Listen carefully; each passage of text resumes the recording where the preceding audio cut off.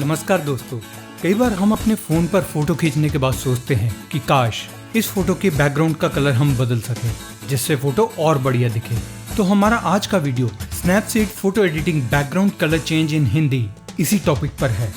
जैसे आप स्क्रीन पर देख रहे हैं कि इस फोटो को हम अपने फोन पर एडिट करके इसके बैकग्राउंड कलर को चेंज करके कुछ ऐसा बना देंगे।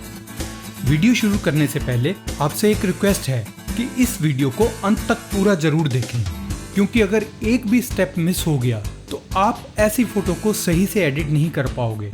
तो तैयार हो जाइए सीखने के लिए। और बैकग्राउंड कलर को कैसे चेंज करें, आइए जानें।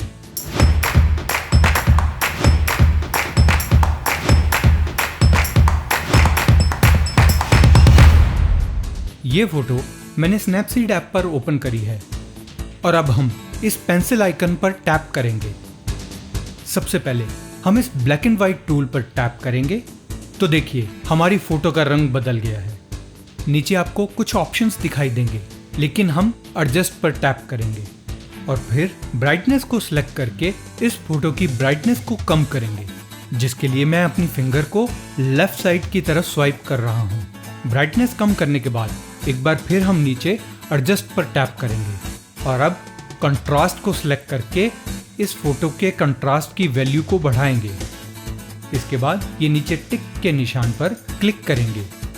दोस्तों, अगर आपने अभी तक हमारे चैनल को सब्सक्राइब नहीं किया है तो अभी सब्सक्राइब करें और साथ में बेल आइकन पर जरूर क्लिक करें, क्योंकि हम इस चैनल पर बहुत बढ़िया और आपके काम में आने वाले वीडियोस को अपलोड करते रहेंगे।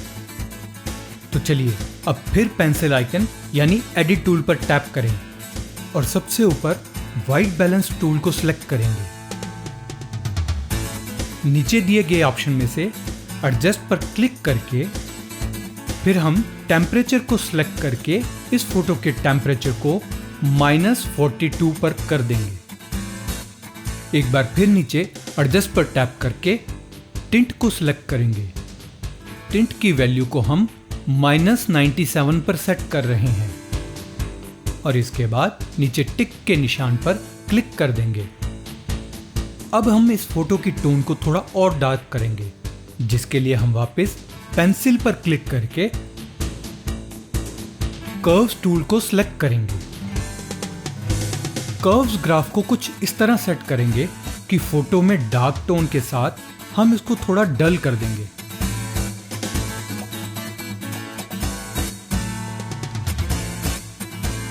और फिर नीचे टिक के निशान पर क्लिक कर देंगे। अब मैं इस पेंसिल पर टैप करके इस बार डबल एक्सपोजर टूल को सिलेक्ट करूंगा। नीचे हम ओपन इमेज ऑप्शन पर टैप करेंगे और मैं अपनी फोटो गैलरी से दोबारा इस ओरिजिनल फोटो को सिलेक्ट करके ओपन कर लूंगा। अब ऊपर हम इस टैग एडिट आइकन पर टैप करके व्यू एडिट्स पर क्लिक करेंगे। नीचे डबल एक्सपोजर लेयर पर क्लिक करके हम इस ब्रश आइकन पर टैप करेंगे। दोस्तों, यहां हम गुलाब के फूल का मास्क बनाएंगे और साथ में बैकग्राउंड में भी कहीं कहीं मास्क करेंगे, ताकि गुलाब के फूल और बैकग्राउंड में रंग नजर आए। गुलाब के फूल का मास्क बनाने के लिए मैं इस फोटो को बड़ा कर रहा हूं ताकि मास्क को आसानी से बना सकूं। नीचे हम इस एक्सपोजर की वैल्यू को कम या ज्यादा कर सकते हैं। फिलहाल मैं इसकी वैल्यू 100 पर रख रहा हूं। अब मैं इस फूल पर अपनी फिंगर से ब्रश पेंट करना शुरू कर रहा हूं। जैसे जैसे पेंट कर रहा हूं वैसे वैसे लाल रंग का मास्क बनता दिखाई दे रहा है। इस ब्रश पेंट वाले पार्ट पर मैं वीडियो को थोड़ा फास्ट करके आपको दिखा रहा हूं ताकि जल्दी से हम अगले स्टेप्स देखें। मैंने इस फूल का मास्क बना दिया है और नीचे मास्क को ऑफ करके देखते हैं कि मास्क कैसा बना। ये देखिए, फूल का असली रंग अलग से दिखाई दे रहा है। अब मैं नीचे डबल एक्सपोजर की वैल्यू को थोड़ा कम करके फोटो के बैकग्राउंड में मास्क बनाकर थोड़ा कलर वापस लाऊंगा। जहां जहां हमें फोटो में कलर दिखाना है वहां वहां पर हम पेंट करना शुरू कर देंगे।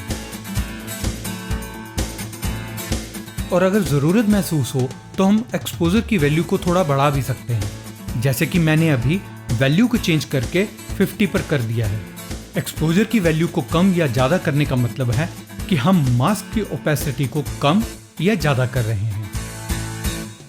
अब देखिए, ये मास्क पेंट करते हुए गलती से मैंने फूल पर भी थोड़ा पेंट कर दिया है, जिससे फूल का रंग खराब हो गया है। तो हम एक्सपोजर वैल्यू को दोबारा सेट करके फिर से फूल पर पेंट करके उसे ठीक कर देंगे।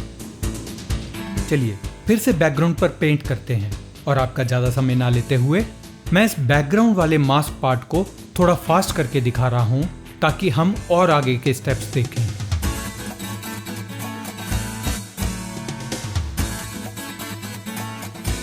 दोस्तों, बैकग्राउंड में जहां भी मेरे को रंग दिखाना था वहां पर मैंने मास्क बना दिया है, और अब ये फोटो कुछ इस तरह दिखाई दे रही है।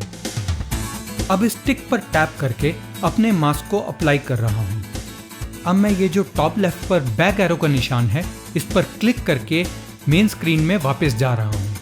अपने अगले स्टेप में हम इस फोटो की डिटेल्स और शार्पनेस को बढ़ाने जा रहे हैं, जिसके लिए मैं पेंसिल पर क्लिक करूंगा और फिर डिटेल्स टूल पर टैप करके इसे ओपन कर लूंगा। अब हम स्ट्रक्चर की वैल्यू को अपनी फिंगर से राइट साइड को स्वाइप करके जरूरत के हिसाब से बढ़ा देंगे, और इसके बाद एक बार फिर हम नीचे एडजस्ट पर क्लिक करेंगे और इस बार शार्पनेस को सिलेक्ट करके शार्पनेस को बढ़ाएंगे। अब नीचे टिक के निशान पर टैप करेंगे। दोस्तों, इस फोटो के लिए हमारी एडिटिंग पूरी हो गई है। इस फोटो के बिफोर और आफ्टर रिजल्ट को देखने के लिए हम ऊपर स्टैक एडिट पर क्लिक करेंगे और फिर व्यू एडिट्स पर टैप करेंगे। अब हमारे सामने अप्लाई किए हुए टूल्स की लेयर लिस्ट खुल गई है, और हम सबसे लास्ट लेयर यानी ओरिजिनल लेयर पर क्लिक करके देखते हैं कि हमारी ओरिजिनल फोटो कैसी थी और एडिट होने के बाद ये कैसी दिखती है। दोस्तों, फोटो की एडिटिंग में जो हम वैल्यूज को सेट करते हैं वो सब हम पर निर्भर होता है कि हम फोटो को कैसा लुक देना चाहते हैं। चलिए दोस्तों, अब इस एडिटेड फोटो को सेव करने का तरीका भी देख लें। एडिटेड फोटो को सेव करने के लिए आप इस बैक एरो पर टैप करें और फिर मेन स्क्रीन पर एक्सपोर्ट आइकन पर टैप करें, और दिए गए ऑप्शन में से किसी एक को सिलेक्ट करके आप अपनी फोटो सेव कर सकते हैं। दोस्तों, आपको ये वीडियो कैसा लगा नीचे कमेंट करके हमें ज़रूर बताएं। और आखिर में एक और बात, अगर आपने अभी तक हमारे चैनल को सब्सक्राइब नहीं किया है तो इसे अभी सब्सक्राइब करें और साथ में बेल आइकन पर जरूर क्लिक करें ताकि आपको हमारे नए अपलोड हुए वीडियो के बारे में जानकारी मिल सके। इस वीडियो को पूरा देखने के लिए आपका बहुत बहुत धन्यवाद।